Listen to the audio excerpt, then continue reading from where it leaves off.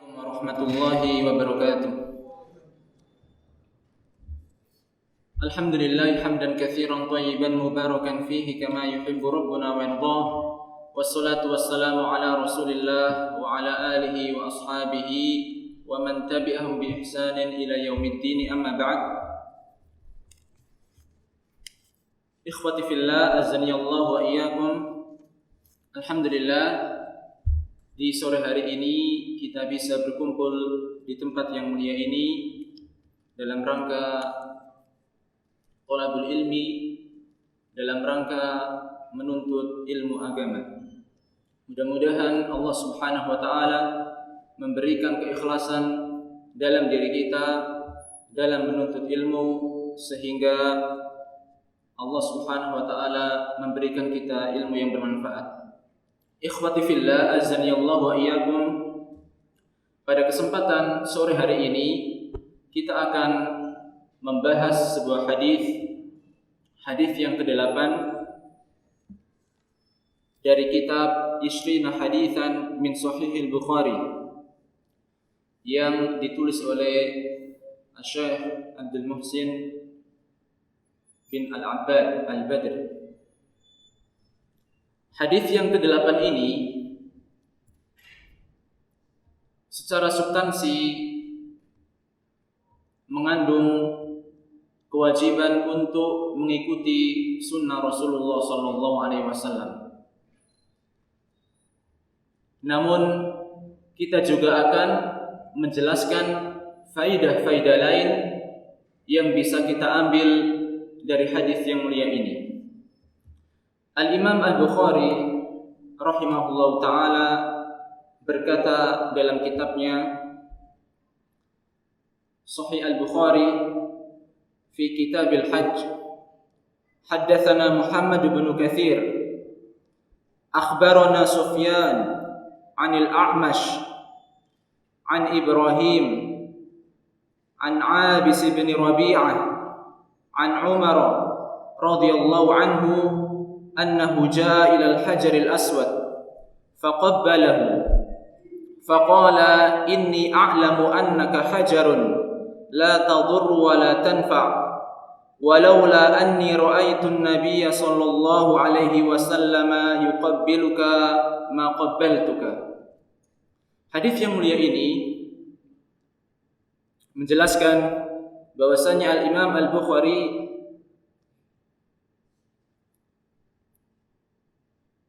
meriwayatkan hadis ini yang mana diceritakan bahwasanya Umar ibn al-Khattab radhiyallahu anhu, beliau mendatangi Al-Hajar Al-Aswad. Beliau mendatangi Hajar Aswad. Tatkala sampai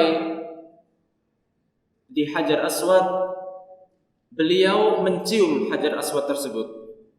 Kemudian beliau mengatakan, sesungguhnya aku mengetahui bahwasannya engkau ini adalah sebuah batu yang mana tidak bisa memberi kemadharatan dan tidak bisa memberi kemanfaatan. Dan seandainya aku tidak melihat Nabi sallallahu alaihi wasallam menciummu, maka aku tidak akan menciummu. Maka inilah hadis yang akan kita bahas, yang mana substansinya, kandungan pokoknya adalah kita diperintahkan untuk ittiba, kita diperintahkan untuk mengikuti sunnah Rasulullah sallallahu alaihi wasallam. Sebelum kita membahas faidah-faidah yang ada dalam hadis yang mulia ini, maka tentunya kita akan menjelaskan beberapa hal tentang Al-Hajar Al-Aswad. Ada beberapa hadis yang menjelaskan tentang keutamaan dari Al-Hajar Al-Aswad. Ada hadis-hadis yang dinilai sahih ketika menjelaskan tentang keutamaan Hajar Aswad. Ada pula hadis-hadis yang tidak sahih. Sampai-sampai ada yang derajatnya itu adalah maudhu, yaitu palsu. Akan kita jelaskan beberapa hadis-hadis yang berkaitan dengan Al-Hajar Al-Aswad. Kita mulai dari beberapa hadis yang sahih. Hadis ini bunyinya adalah nazal al-hajarul aswad minal jannati ashaddu bayadan minal thalji fasawwadathu khotoya bani Adam. Hadis ini ditulis oleh Syalbani dalam kitab beliau As-Sahihah. Arti dari hadis yang mulia ini bahwasanya Hajar Aswad itu turun dari surga, lebih putih dari salju. Kemudian berubah warnanya menjadi hitam dikarenakan khotoya bani Adam, dikarenakan dosa-dosa manusia. Jadi dalam hadis yang mulia ini dijelaskan bahwasanya Hajar Aswad itu turun dari surga, dan ketika turun dalam keadaan berwarna putih, lebih putih dari salju. Kemudian warna putih ini berubah menjadi hitam dikarenakan dosa-dosa anak Adam.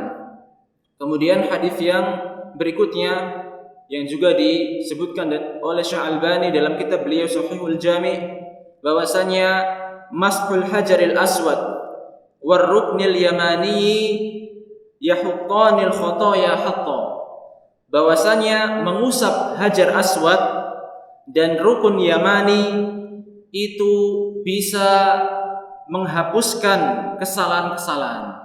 Jadi ini adalah sebuah keutamaan bagi orang yang mengusap hajar aswad dan mengusap rukun yamani, bahwasanya dengan mengusap keduanya bisa menghapuskan sebuah dosa. Demikian pula disebutkan dalam kitab Sahih Al-Jami' yang dikarang oleh Syekh Albani, disebutkan ada sebuah hadis, inna li hadzal hajari lisanan wa syafataini yashhadu liman istalamahu yaumal qiyamati bihaqqin. Dalam hadis ini dijelaskan bahwasanya Hajar Aswad itu memiliki lisan dan memiliki dua bibir, yang mana Hajar Aswad ini akan memberikan saksi bagi orang yang menyentuhnya kelak di hari kiamat, akan diberikan saksi oleh Hajar Aswad dengan kebenaran. Jadi ini adalah juga di antara hadis-hadis yang menjelaskan tentang keutamaan dari Hajar Aswad. Adapun hadis-hadis yang dinilai tidak sahih, di antaranya adalah sebuah hadis yang bunyinya al-hajarul aswadu yaminullahi fil ardi yusafihu biha ibadahu. Hadis ini hadis mungkar dan disebutkan Syekh Albani dalam kitab beliau Ad-Dha'ifah. Arti dari hadis ini adalah bahwasanya Hajar Aswad itu adalah tangan kanannya Allah Subhanahu wa taala fil ardi, di dunia ini, yang mana Allah menjabat dengan Hajar Aswad tersebut para hamba-hambanya. Hadis ini adalah hadis mungkar yang tidak boleh kita yakini kebenarannya. Kemudian hadis lain yang tidak sahih adalah al-hajarul aswadu nazala bihi malakun minas sama. Hadis ini maudhu. Bisa kita lihat dalam silsilah as-sahih ad-dha'ifah. Hadis ini artinya adalah Hajar Aswad itu diturunkan malaikat dari langit. Maka apabila ada bunyi hadis dengan redaksi seperti ini, maka hadis tersebut adalah hadis yang maudhu.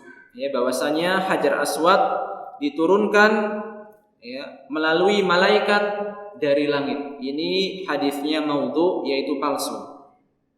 Kemudian hadis mungkar tentang Hajar Aswad adalah ashhidu hadzal hajar khairan fa innahu yaumal qiyamati syafi'un musyaffa. Hadis ini hadis mungkar, bisa dilihat dalam kitab As-Silsilah Ad-Dha'ifah. Hadis ini artinya adalah persaksikanlah kebaikan untuk batu ini, karena sesungguhnya dia kelak di hari kiamat bisa memberikan syafaat dan diberikan syafaat. Jadi hadis dengan redaksi seperti ini yang menjelaskan tentang Hajar Aswad, maka hadis tersebut adalah hadis yang mungkar, yang tidak boleh kita yakini. Kemudian pasti kita bertanya, apa yang dimaksud dengan Al-Hajar Al-Aswad? Apa yang dimaksud dengan Al-Hajar Al-Aswad? Al-Hajar Al-Aswad adalah Al-Hajarul ladzi huwa fi zawiyatin min zawayal Ka'bah. Wahia az-zawiyah allati 'indaha babul Ka'bati. Hajar Aswad adalah batu yang mana dia terletak di salah satu sudut dari sudut-sudut Ka'bah, yang mana sudut tersebut 'indaha babul Ka'bati, di sisinya adalah pintu Ka'bah. Jadi Hajar Aswad itu letaknya di salah satu sudut atau pojok dari sudut-sudut Ka'bah. Karena memang Ka'bah bentuknya persegi, dan di salah satu sudut itulah Hajar Aswad terletak.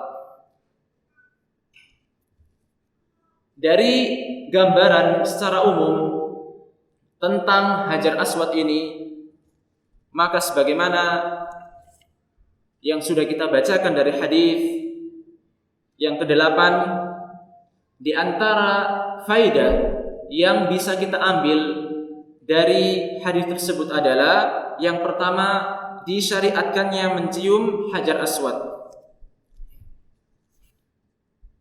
Jadi disyariatkan untuk mencium Hajar Aswad. Hal itu dikarenakan ada dalil yang menjelaskan bahwasannya Rasulullah Shallallahu Alaihi Wasallam mencium Hajar Aswad, dan juga para sahabat lainnya. Mereka mengikuti atau mencontoh Nabi Shallallahu Alaihi Wasallam dalam sunnah yang mulia ini, yaitu mencium Hajar Aswad. Karena memang sebagaimana yang kita ketahui bahwasanya ibadah itu sifatnya adalah tauqifiyah. Selama ada dalil, maka di situ kita bisa melakukan ibadah tersebut. Selama ada dalil, maka ibadah tersebut disyariatkan. Entah itu hukumnya sunnah ataupun wajib, selama ada dalilnya, maka disyariatkan ibadah tersebut. Kemudian ketika mencium Hajar Aswad itu disyariatkan, maka para ulama menjelaskan bahwasanya ketika seseorang yang melaksanakan umroh atau haji, kemudian dia tawaf, kemudian apabila memungkinkan untuk mencium Hajar Aswad, maka dia melakukan hal tersebut. Dia mencium Hajar Aswad. Namun seandainya ternyata tidak bisa mencium Hajar Aswad, karena memang mungkin keadaannya sangat ramai, berdesak-desakan, maka ada juga riwayat yang menjelaskan seandainya tidak bisa mencium Hajar Aswad, maka bisa dengan menyentuhnya, menyentuh dengan tangannya. Dia berusaha untuk agar tangannya bisa sampai ke Hajar Aswad. Kemudian ketika tangannya menyentuh Hajar Aswad, setelah itu tangannya dicium. Seandainya ternyata tidak bisa juga, dengan tangan tidak bisa sampai menyentuh Hajar Aswad, maka dalam sebuah hadis juga dijelaskan, apabila ternyata dia membawa sebuah tongkat atau alat lainnya yang bisa sampai menyentuh Hajar Aswad, maka boleh. Kemudian ketika telah menyentuh benda tersebut, Hajar Aswad, maka dicium benda yang menyentuh Hajar Aswad tersebut. Seandainya ternyata tidak bisa juga, pakai tangan tidak bisa, pakai alat tidak bisa, karena saking membeludaknya, saking banyak orang yang ingin mencium Hajar Aswad, ingin menyentuh Hajar Aswad, sehingga pakai alat pun tidak bisa. Maka di sini boleh dengan memakai isyarat tangan. Bisa memakai dengan isyarat tangan, dengan mengucapkan Allahu Akbar, dengan bertakbir. Maka ini adalah penjelasan para ulama ketika menjelaskan tentang disyariatkannya mencium Hajar Aswad. Kemudian pasti timbul sebuah pertanyaan. Apa hikmah kita disyariatkan untuk mencium Hajar Aswad, mencium batu?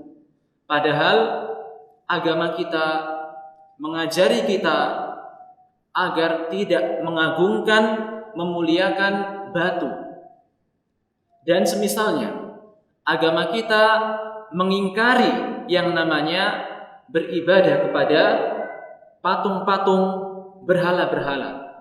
Tapi kenapa disyariatkan mencium Hajar Aswad?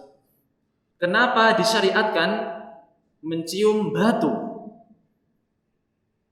Maka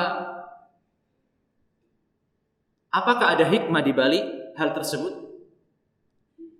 Apakah ada hikmah? Maka dalam hal ini jawabannya adalah bisa kita lihat dalam perkataan Umar bin Khattab. Beliau sendiri mengatakan, "Inni a'lamu annaka hajarun la tadur wa la tanfa' walaula anni ra'aitu an-nabiyya sallallahu alaihi wasallam yuqabbiluka ma qabbaltuka." Ini adalah jawabannya. Bahwasanya Umar bin Khattab ketika mencium Hajar Aswad itu semata-mata adalah ittiba Rasulullah sallallahu alaihi wasallam. Semata-mata ingin mengikuti sunnah Rasulullah sallallahu alaihi wasallam. Dan bukan untuk mengagungkan, memuliakan batu atau yang sejenisnya. Dan ini dijelaskan para ulama. Dijelaskan para ulama bahwasanya memang syariat mencium Hajar Aswad benar-benar adalah untuk ta'atun li Rasulillah sallallahu alaihi wasallam. Agar kita benar-benar taat dan mengikuti sunnah Rasulullah sallallahu alaihi wasallam. Dan kalau kita melihat lebih dalam lagi dari perkataan Umar bin Khattab, beliau mengatakan hal itu bukan tanpa ada sebab.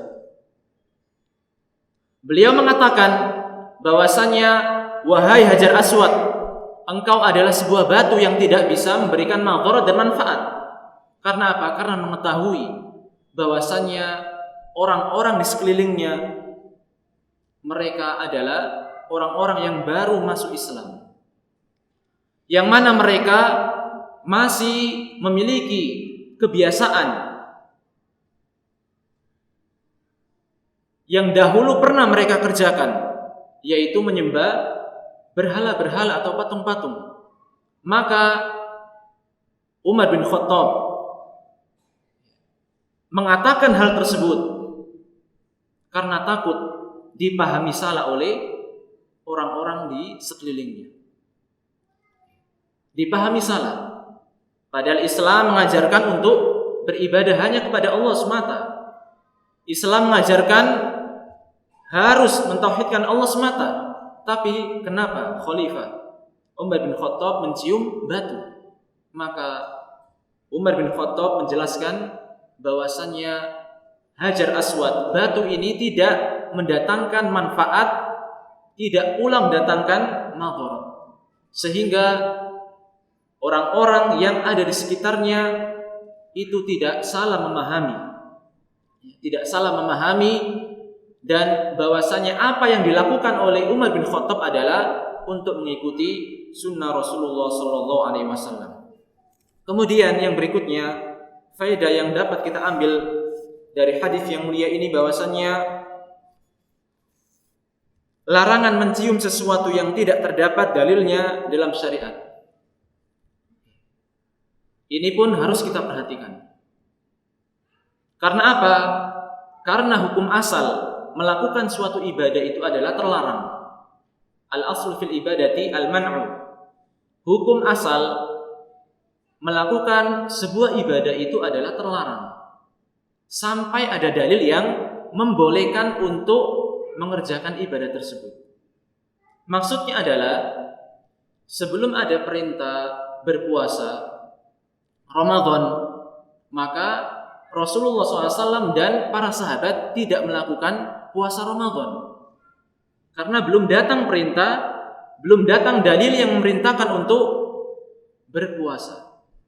Makanya di sini hukum asal melakukan suatu ibadah itu adalah terlarang sampai benar-benar datang sebuah dalil yang menjelaskan akan disyariatkannya ibadah tersebut. Demikian pula sholat 5 waktu. Sebelum ada perintah, sebelum ada dalil tentang kewajiban melaksanakan sholat 5 waktu, maka Nabi tidak melaksanakan sholat 5 waktu. Begitu juga para sahabatnya. Sampai benar-benar datang sebuah perintah dari Allah Subhanahu wa taala untuk melaksanakan sholat 5 waktu. Barulah Nabi beserta para sahabat mengerjakan perintah tersebut. Maka atas dasar kaidah ini, ketika tidak ada dalil yang memerintahkan untuk mencium sebuah benda dalam rangka beribadah, maka tidak boleh kita lakukan. Dalil yang ada yang sampai kepada kita adalah bahwasanya Nabi mencium Hajar Aswad. Makanya disyariatkan. Apakah ada dalil yang menjelaskan untuk mencium Ka'bah? Apakah ada dalil yang menjelaskan kepada kita untuk mencium masjid dalam rangka ibadah? Apakah ada dalil yang menjelaskan kepada kita untuk mencium Al-Quran, mushaf dalam rangka beribadah? Maka poin kedua, faedah yang kedua amatlah penting untuk kita ketahui, yaitu hukum asal dari sebuah ibadah itu adalah terlarang. Selama tidak ada dalil yang menjelaskannya, maka kita dilarang untuk melakukan sebuah ibadah. Meskipun kita menganggapnya sebuah kebaikan, meskipun menurut persangkaan kita itu adalah sebuah hal yang baik, namun ketika tidak ada dalil baik dari Al-Quranul Karim ataupun hadis, maka tentu kita tidak boleh melakukannya. Meskipun dalam permasalahan mencium mushaf, ya, ada beberapa pendapat para ulama. Pendapat yang pertama, pendapatnya Asy-Syaikh bin Baz, ketika ditanya mencium mushaf apakah boleh atau tidak, maka beliau menjawab la haraj, tidak mengapa. Akan tetapi meninggalkannya lebih utama karena tidak ada dalilnya. Seandainya dia mencium mushaf, maka tidak mengapa. Ini menurut Syekh bin Baz. Namun menurut fatwa Lajnah Daimah, dikarenakan tidak ada dalil yang menjelaskan tentang mencium mushaf, maka tidak disyariatkan untuk menciumnya. Bahkan pendapat yang lain, pendapat Syekh Al-Albani rahimahullah ta'ala, beliau ketika menjelaskan perkara ini, mencium mushaf apakah boleh atau tidak, maka beliau berpendapat ini termasuk hal-hal yang baru, hal-hal yang bid'ah. Karena apa? Karena tidak pernah dilakukan oleh Nabi dan juga tidak pernah dilakukan oleh para sahabat. Seandainya mencium mushaf itu baik, tentu Nabi akan melakukannya. Tentu para sahabat akan segera melakukannya. Namun tidak ada riwayat yang menjelaskan bahwasanya Nabi mencium mushaf, tidak pula para sahabat ridwanullahu alaihim mencium mushaf juga. Maka ketika tidak ada dalil yang menjelaskan akan mencium mushaf, maka kita tidak menciumnya karena tidak ada dalil. Jadi intinya, faedah yang kedua tadi adalah sebuah kaidah yang amat agung, yaitu hukum asal melakukan suatu ibadah itu terlarang sampai benar-benar datang sebuah dalil yang menjelaskan akan syariat ibadah tersebut. Kemudian yang berikutnya, faedah yang ketiga, yaitu penjelasan sebuah sunnah melalui qaul atau perkataan dan fi'il atau perbuatan. Jadi dari hadis yang kita kaji sore hari ini, hadis tentang Hajar Aswad, di situ ada penjelasan bahwasanya sunnah Nabi itu bisa dijelaskan dengan qaul, dengan perkataan, dan juga dengan perbuatan. Jadi bisa dijelaskan sunnah Nabi itu dengan dua sekaligus, dengan perkataan Nabi dan juga dengan perbuatan Nabi.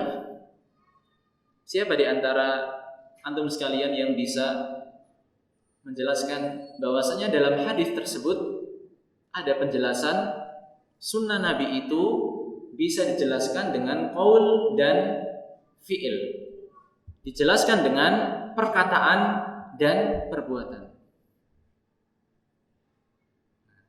Siapa yang bisa menjawab bahwasanya dalam hadis ini, hadis Umar bin Khattab yang menjelaskan tentang disyariatkannya mencium Hajar Aswad ini, ya, di situ bisa kita ambil faedah bahwasanya sunnah Nabi itu bisa dijelaskan melalui perkataan dan perbuatan sekaligus. Nah, siapa namanya? Anton. Dari mana Anton? Dari Lampung. Iya. Mana dari hadis itu yang menjelaskan, yang mengisyaratkan bahwasanya sunnah Nabi itu bisa dijelaskan langsung dengan dua hal sekaligus, dengan perkataan dan perbuatan?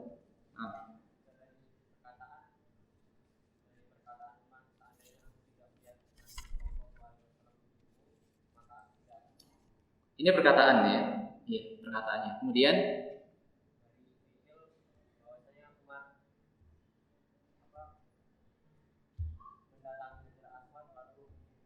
ahsanta wa barakallahu fiik. Jadi seperti itu. Ya. Kalau kita mengamati lebih jeli hadis yang kita bahas ini, di situ memang ternyata ada penjelasan bahwasanya kadangkala sunnah Nabi itu bisa dijelaskan lewat dua hal sekaligus, perkataan dan juga perbuatan. Dan perkataan sebagaimana yang sudah kita baca, yaitu ketika Umar bin Khattab mengatakan, inni a'lamu annaka hajarun la tadur wa la tanfa laula anni ra'aitu an-nabiyya sallallahu alaihi wasallam yuqabbiluka ma qabbaltuka. Ini adalah perkataan yang menjelaskan bahwasannya ada syariat untuk mencium Hajar Aswad. Karena apa? Karena memang Umar melihat Nabi menciumnya. Kemudian dia mengatakan bahwasanya ada syariat mencium Hajar Aswad. Jadi Umar bin Khattab menjelaskan dengan perkataannya. Kemudian ya, kalau kita lihat sebelumnya, sebelum beliau mengatakan, yaitu beliau datang ke Hajar Aswad, kemudian qabbalahu, kemudian menciumnya. Jadi di sini ada dua penjelasan, melalui perkataan dan melalui perbuatan sekaligus. Dan ini juga yang bisa kita lihat dari sunnah-sunnah Nabi yang lainnya. Dalam hal wudu, Dalam hal wudu juga kita menemukan beberapa hadis yang mana Nabi secara lisan, secara qaul menjelaskan tentang kaifiyah wudu. Secara qaul, secara perkataan Nabi menjelaskan tentang bagaimana cara wudu yang benar. Idza tawaddu'ta famadmid. Apabila kamu berwudu maka berkumurlah. Ini secara lisan, secara qaul.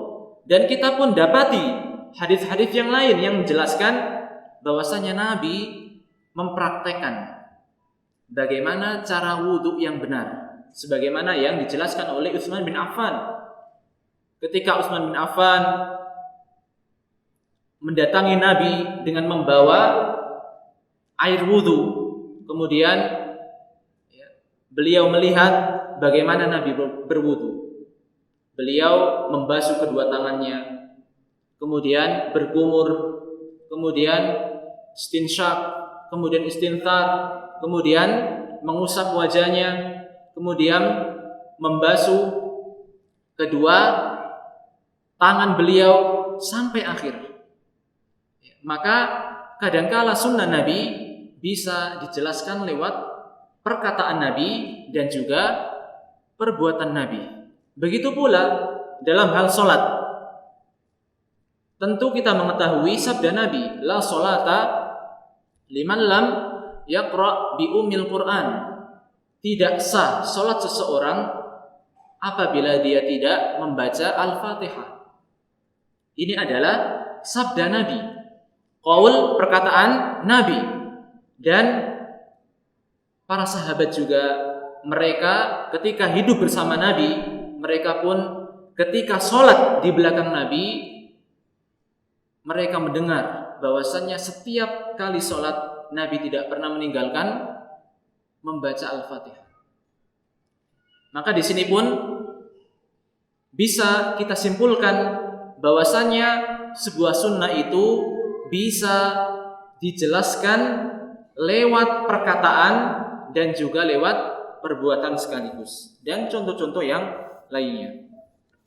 Kemudian poin yang keempat, faedah yang keempat dari hadis yang kita bahas di sore hari ini adalah hukum asal dari perbuatan Nabi adalah syariat untuk umatnya, kecuali ada dalil yang menunjukkan bahwa perbuatan tersebut adalah khusus untuk Nabi Shallallahu Alaihi Wasallam. Ini pun sebuah kaidah yang dijelaskan oleh para ulama usul fiqih. Kaidahnya adalah perbuatan Nabi itu hukum asalnya adalah syariat bagi umat manusia. Perbuatan Nabi pada asalnya adalah syariat untuk umatnya, kecuali ada dalil yang menunjukkan bahwasannya amalan tersebut, ibadah tersebut hanya khusus untuk Nabi saja. Sehingga para ulama usul fiqih, mereka ketika merumuskan kaidah ini, mereka mengambil sebuah dalil, yaitu firman Allah Ta'ala, laqad kana lakum fi rasulillahi uswatun hasanah liman kana yarjullaha wal yawmal akhir wa dzakarallaha katsiran. Jadi kaidah yang ada pada poin yang keempat ini diambil dari firman Allah tersebut, bahwasanya terdapat suri tauladan yang baik pada diri Rasulullah SAW bagi orang yang mengharapkan Allah Subhanahu wa taala dan hari akhir, dan orang-orang yang mengingat Allah dengan sebanyak-banyaknya. Jadi atas dasar dalil ini, atas dasar ayat ini, bisa diambil sebuah kaidah bahwasanya ketika Nabi melakukan sebuah perbuatan, maka tentunya perbuatan tersebut adalah syariat untuk umatnya, kecuali ada dalil yang menunjukkan kekhususan untuk Nabi saja. Dan banyak sekali kita temukan dalam hadis-hadis yang menjelaskan tentang perbuatan-perbuatan Nabi. Ketika Nabi melakukan wudu, bukan berarti itu khusus untuk wudunya Nabi saja. Ketika Nabi sholat, ketika Nabi mencontohkan kaifiyatis sholat, itu berarti sebuah syariat untuk umatnya. Ketika Nabi melakukan manasik haji, itu juga merupakan syariat untuk umatnya. Dan contoh yang lain juga banyak. Contoh yang lain juga banyak. Seperti dalam hal puasa dijelaskan oleh Aisyah, kana an-nabiy sallallahu alaihi wasallam yuqabbilu wa yubashiru wa huwa sha'im wa kana amlakakum liirbi. Hadis ini menjelaskan bahwasanya dahulu Nabi sallallahu alaihi wasallam ketika dalam keadaan berpuasa, beliau pernah mencium istrinya dan pernah mencumbui istrinya. Namun beliau orang yang paling bisa mengendalikan dirinya. Apakah hadis ini khusus bagi beliau? Ataukah untuk umatnya? Kita kembalikan kepada kaidah. Selama tidak ada dalil yang menunjukkan kekhususan untuk Nabi, maka hal tersebut disyariatkan untuk umatnya. Makanya para ulama menjelaskan bahwasanya mencium istri ketika puasa tidak sampai membatalkan puasa. Tapi seseorang harus mengetahui keadaan dirinya. Kalau memang nanti ketika mencium bisa mengarah kepada perbuatan yang lain, maka jangan mencium. Tapi substansi dari hadis ini adalah bahwasanya hadis ini sebagai hukum. Sebagai hukum tidak hanya khusus bagi Nabi saja, namun untuk umatnya. Bahwasanya ketika ternyata ada orang yang berpuasa mencium istrinya juga tidak membatalkan puasanya. Begitu pula dalam sebuah hadis yang diriwayatkan oleh Imam Abu Dawud dijelaskan kana Rasulullah sallallahu alaihi wasallam aftara. Kana Rasulullah sallallahu alaihi wasallam idza aftara qala dhahabat dhama'u wabtallatil 'uruqu wa thabata al-ajru insyaallah. Dahulu Rasulullah sallallahu alaihi wasallam ketika beliau iftar berbuka puasa, beliau membaca doa ini. Dhahabat dhama'u wabtallatil 'uruqu wa thabata al-ajru insyaallah. Apakah hadis ini khusus buat Nabi saja?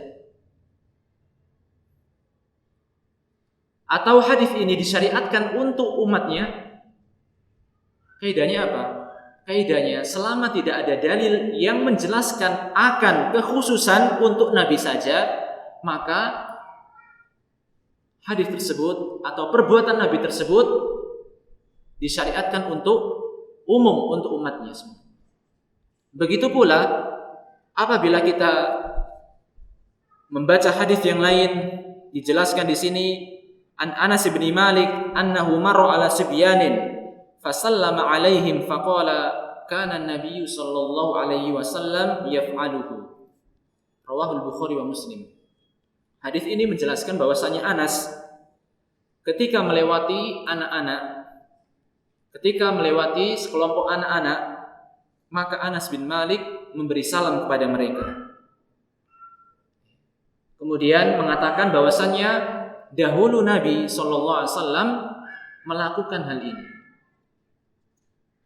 Maka ini pun menunjukkan bahwasannya perbuatan Nabi yang ketika bertemu dengan sekelompok anak, kemudian Nabi memberi salam kepada mereka, maka ini adalah perbuatan yang tidak hanya khusus buat Nabi saja. Sehingga kalau kita bertemu anak-anak, ya, kita nggak mau salam, dan kita pun tidak menyapa mereka dengan anggapan itu khusus Nabi. Mana dalil yang menjelaskan kekhususan untuk Nabi saja? Bahkan dalam hadis yang lain dijelaskan bahwasanya kana Rasulullah sallallahu alaihi wasallam yazurul ansar fayusallim ala sibyanihim wa yamsahu ala ru'usihim wa yad'u lahum. Dahulu Rasulullah SAW ketika menziarahi, berkunjung kepada sahabat-sahabat Ansor, maka Nabi memberi salam kepada anak-anak mereka, dan Nabi mengusap kepala-kepala anak-anak mereka, dan Nabi mendoakan kebaikan kepada anak-anak mereka. Ini pun sebuah perbuatan Nabi, dan ini bukan kekhususan untuk Nabi saja. Namun karena tidak ada dalil yang menunjukkan ini khusus buat Nabi saja, maka perbuatan ini disyariatkan untuk umatnya juga. Kita pun dianjurkan untuk mengamalkan sunnah ini juga. Dan perlu diketahui bahwasanya perbuatan Nabi itu tidak hanya satu jenis. Perbuatan Nabi itu tidak hanya satu jenis. Kalau kita membuka tulisan-tulisan para ulama, di situ disebutkan bahwasanya perbuatan Nabi itu ada beberapa macam. Ada beberapa macam. Di antaranya adalah apa yang dilakukan oleh Nabi atas dasar sifat manusia. Ma fa'alahu Nabi ala wajhi al-jibillah. Apa yang dilakukan Nabi sebagai manusia biasa, yaitu sebagaimana Nabi itu makan, minum, tidur, karena memang ini adalah di antara sifat-sifat manusia. Maka secara zatnya perbuatan tersebut tidak ada hukum. Tidak ada hukum yang menjelaskannya. Namun kadangkala masalah makan, minum, tidur ini pun kadangkala ada hadis-hadis yang menjelaskan, yang menunjukkan bahwasanya ketika makan harus dalam keadaan seperti ini. Harus dalam keadaan yang diperintahkan oleh syariat kita. Seperti makan harus pakai tangan kanan. Maka ini adalah perintah. Sehingga yang awalnya itu tidak ada hukum, maka ketika ada penjelasan dari hadis Nabi bahwasanya kita diperintahkan untuk makan dengan tangan kanan, maka ini hukumnya wajib. Dan ketika ada dalil yang menunjukkan kita dilarang makan pakai tangan kiri, maka yang awalnya makan itu tidak ada hukum, karena ada dalil yang melarang kita makan pakai tangan kiri, maka berubah hukumnya menjadi terlarang apabila makan pakai tangan kiri, karena termasuk di antara ciri dari makannya syaitan. Jadi secara zat, maka apabila perbuatan Nabi itu berkaitan dengan sifat kodrati manusia, makan, minum, tidur, maka secara asal tidak ada hukumnya. Namun ketika berkaitan dengan sebuah adab-adab, maka bisa berubah menjadi wajib, atau kadangkala berkaitan dengan larangan-larangan bisa berubah menjadi hal yang terlarang. Ini yang pertama. Kadangkala perbuatan Nabi itu berkaitan dengan adat kebiasaan manusia. Kadangkala perbuatan Nabi itu berkaitan dengan adat kebiasaan manusia. Seperti apa? Seperti Nabi pakai sorban. Nabi pakai sorban. Nabi pakai jubah. Maka perbuatan Nabi ini adalah berdasarkan adat dan kebiasaan orang Arab di zaman tersebut. Sehingga dia dihukumi sebagai hal yang sebagai kebiasaan manusia. Secara asal itu adalah sebagai kebiasaan atau adat istiadat orang Arab. Makanya Kalau ada yang tidak pakai sorban, tidak usah dilarang. Tidak usah dilarang. Karena memang hukumnya tidak wajib. Nanti ada yang mengatakan, kita kan diwajibkan untuk mengikuti sunnah. Dan Nabi perbuatannya adalah memakai sorban. Jadi kita wajib memakai sorban. Kita lihat dulu, apakah memakai sorban ini memang atas dasar ibadah atau secara kebiasaan dan adat istiadat? Maka tentunya jawabannya adalah adat istiadat. Makanya orang Indonesia pakai songkok. Ya, karena memang kebiasaan orang Indonesia pakai songkok. Pakai sarung, pakai baju takwa, pakai batik. Ini tidak terlarang. Makanya tidak ada sebuah perkataan pendapat para ulama yang mengatakan pakai jubah hukumnya wajib, pakai sorban hukumnya wajib. Karena tidak ada dalil yang menjelaskan akan wajibnya hal itu. Dan memakai pakaian itu dikembalikan kepada adat dan kebiasaan masyarakat setempat. Dikembalikan kepada adat istiadat kebiasaan masyarakat setempat. Jadi kita jangan sampai salah ketika kita memang punya semangat untuk mengamalkan sunnah Nabi, kita wajibkan semua. Pakai sorban wajib, pakai jubah wajib, pakai apa lagi? Maka di sini harus dipilah-pilah dulu. Perbuatan Nabi ini apakah atas dasar adat istiadat, apakah atas dasar ibadah, atau atas dasar yang lainnya. Dan ketiga, yaitu perbuatan Nabi itu kadangkala memang khusus untuk Nabi saja. Dan yang ketiga, di antara macam-macam dari perbuatan Nabi, kadangkala Nabi melakukan sebuah perbuatan yang mana ternyata itu khusus untuk Nabi saja. Contohnya apa? Contohnya apa ya, Hafid?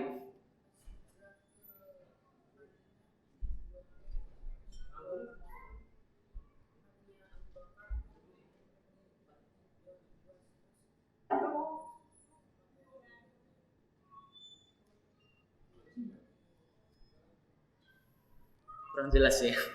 Kurang jelas. Ya seperti contoh yang sangat-sangat gampang ya. Menikah lebih dari 4. Ini tidak ada kecuali Nabi khusus. Jangan sampai ya dengan semangat Nabi melakukan nikah lebih dari 4, maka sebagai bentuk kita mengikuti sunnah Nabi, maka kita ikut-ikut. Tidak benar ya, tidak benar. Karena apa? Karena itu khusus untuk Nabi saja. Di antaranya juga bahwasanya Nabi dilarang untuk memakan dari hasil sedekah atau zakat. Ini pun khusus untuk Nabi beserta Ahlul Bait.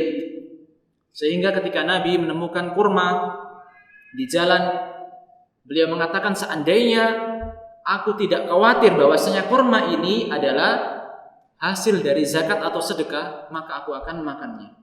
Makin menunjukkan bahwasanya Nabi secara khusus itu dilarang memakan dari harta zakat atau sedekah. Kalau kita tidak dilarang. Ya.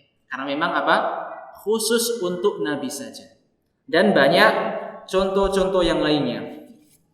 Kemudian faedah yang berikutnya, yang kelima, yaitu wajib tunduk terhadap syariat dalam masalah agama. Ini juga faedah yang bisa kita ambil dari hadis yang kita kaji di sore hari ini. Karena apa? Karena sikap seorang mukmin ketika mendapatkan perintah dari Allah Subhanahu wa taala, maka mereka mengatakan sami'na wa ata'na. Mereka tidak membenturkan dengan akal pikiran mereka. Mereka tidak membenturkan dengan adat istiadat sebuah masyarakat. mereka tidak membenturkan dengan hawa nafsu mereka. Namun tatkala ada perintah dari Rasulullah SAW, maka sikap mereka adalah tunduk dan patuh, menerima, mendengar, mentaati apa yang diperintahkan oleh Allah Subhanahu wa taala dan apa yang diperintahkan oleh Rasulullah SAW. Ini adalah faedah yang bisa kita ambil, dan itu bisa kita lihat bagaimana kesungguhan Umar bin Khattab ketika melihat Nabi mencium Hajar Aswad, padahal Hajar Aswad tidak bisa mendatangkan manfaat dan tidak juga bisa mendatangkan madharat. Namun karena memang didasari ittiba, patuh dan tunduk terhadap sunnah Rasulullah SAW, maka Umar bin Khattab melakukannya, mencium Hajar Aswad, ittiba'an li sunnati Rasulillah SAW. Begitu pula kita, apabila kita diperintahkan oleh Allah Subhanahu wa taala sebuah perintah yang wajib, maka tidak ada kata nanti saja. Ini berlawanan dengan akal pikiran. Ini berlawanan dengan hawa nafsu saya. Ini berlawanan dengan adat istiadat manusia. Tidak. Namun seorang muslim, seorang mukmin, dia mengucapkan sami'na wa ata'na. Kemudian yang keenam, faedahnya adalah ketidaktahuan tentang hikmah dari sebuah perintah atau larangan Allah tidak mengharuskan untuk tidak tunduk dan menerima syariat Allah. Jadi yang namanya syariat Allah itu tidak semuanya bisa diketahui hikmah dan manfaatnya. Ketika ada syariat Allah yang tidak diketahui hikmah dan manfaatnya, maka kita pun diperintahkan untuk tetap mengerjakannya. Karena apa? Karena seandainya kita dituntut untuk mengetahui semua hikmah, kemudian ternyata dengan keterbatasan kita sebagai manusia, dengan keterbatasan kita, dengan keterbatasan akal pikiran kita yang tidak bisa menjangkau hikmah dari sebuah perintah dan sebuah ibadah, maka tentunya banyak ibadah yang akan kita tinggalkan. Tentunya akan banyak sekali ibadah yang akan kita tolak. Seperti kenapa sholat dalam sehari semalam itu kok 5 waktu? Kenapa kok tidak sekali, 2 kali, atau 3 kali saja? Apa hikmahnya? Seandainya ada orang yang memikirkan, kenapa kok harus 5 waktu? Tidak ketemu. Karena tidak ketemu, maka saya tidak mau menerima kewajiban sholat 5 waktu. Maka ini akan menyeret. Ya. Kenapa warisan itu ketentuannya kok seperti itu? Ya. Istri kalau ada anak mendapatkan 1/4, mendapatkan 1/8. Kalau tidak ada anak 1/4. Suami kalau ada anak setengah. Kalau tidak ada anak setengah. Kalau ada anak 1/4. Kenapa kok harus pakai pembagian seperti itu? Apa hikmahnya? Kalau orang hanya ingin mencari hikmah sebuah perintah, ketika dia tidak menemukan hikmahnya, tentu akan ditolak. Dan akan sangat banyak sekali.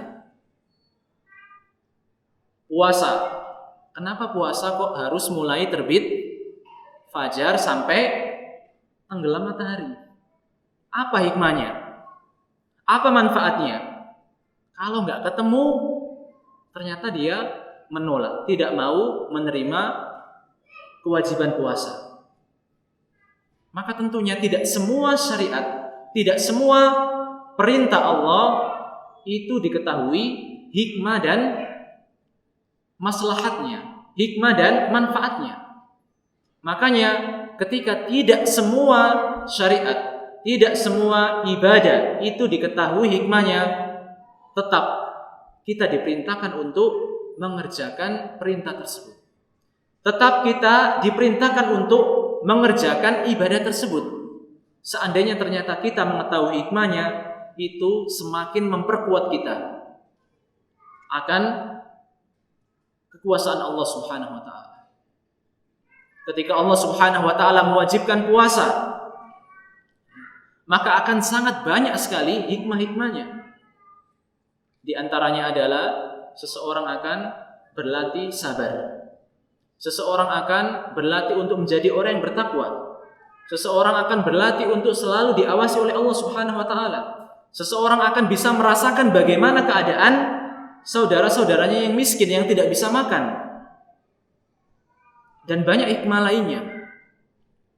Maka ketika sebuah ibadah bisa diketahui hikmahnya, itu lebih menguatkan lagi kita akan syariat Allah Subhanahu wa taala. Kemudian yang berikutnya, Hajar Aswad secara zatnya tidak mendatangkan manfaat dan tidak pula mendatangkan madharat. Dan ini sebagaimana yang diucapkan oleh Umar bin Khattab, bahwasanya innaka hajarun la tadhur wa la tanfa. Bahwasanya engkau ini Hajar Aswad, batu yang tidak bisa mendatangkan manfaat dan tidak pula bisa mendatangkan madharat. Karena apa? Karena yang hanya bisa mendatangkan manfaat, yang hanya bisa mendatangkan madharat hanya Allah semata. Batu, manusia, pohon-pohon, rumah-rumah, tempat-tempat keramat, semuanya tidak bisa mendatangkan malapetaka. Semuanya tidak bisa mendatangkan bencana. Demikian pula tidak bisa mendatangkan manfaat, tidak bisa mendatangkan rizki, tidak bisa mendatangkan kesembuhan, tidak.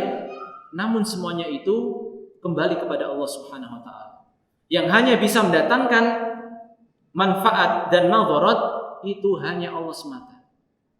Bahkan Nabi kita yang tercinta, makhluk yang paling mulia, manusia yang paling mulia, itu pun tidak bisa memberi manfaat kepada anaknya, tidak bisa memberi manfaat kepada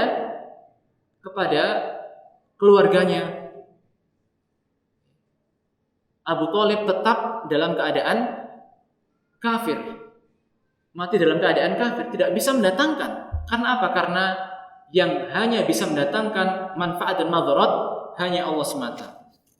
Kemudian yang berikutnya adalah seorang alim diharuskan menjelaskan sebuah kebenaran dan menghilangkan kesamaran-samaran tatkala mengerjakan perkara yang disyariatkan lalu dipahami oleh manusia dengan pemahaman yang salah. Ini adalah faedah yang amat penting, yaitu ketika seorang alim, seorang ulama, dia mengerjakan sebuah ibadah, dia mengerjakan sebuah hal yang disyariatkan, namun tatkala nanti akan dipahami oleh orang awam dengan pemahaman yang salah, hendaknya orang alim tersebut langsung menjelaskan. Hendaknya orang alim tersebut harus menjelaskan agar orang-orang awam tidak salah memahaminya. Sebagaimana yang terjadi pada Umar bin Khattab, beliau dengan tegas mengatakan bahwasanya Hajar Aswad ini adalah seperti batu biasa yang tidak bisa mendatangkan madharat dan manfaat.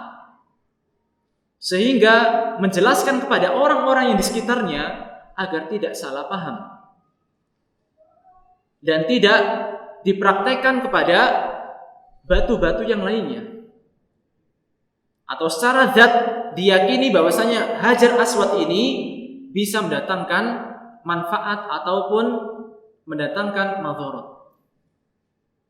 Sehingga Umar bin Khattab menjelaskan secara gamblang agar tidak disalahpahami. Demikian pula seorang alim, ketika umpama ada syariat salat jenazah